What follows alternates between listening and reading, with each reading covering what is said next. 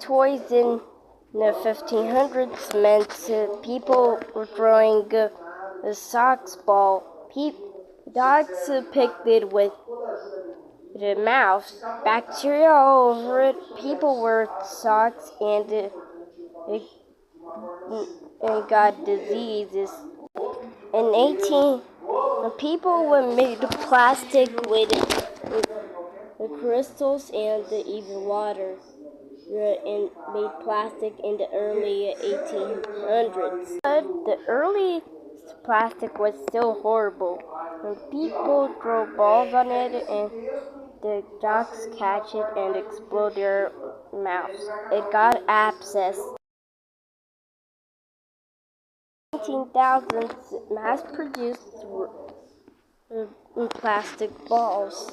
In the 2000s, plastic balls were dangerous for all dogs.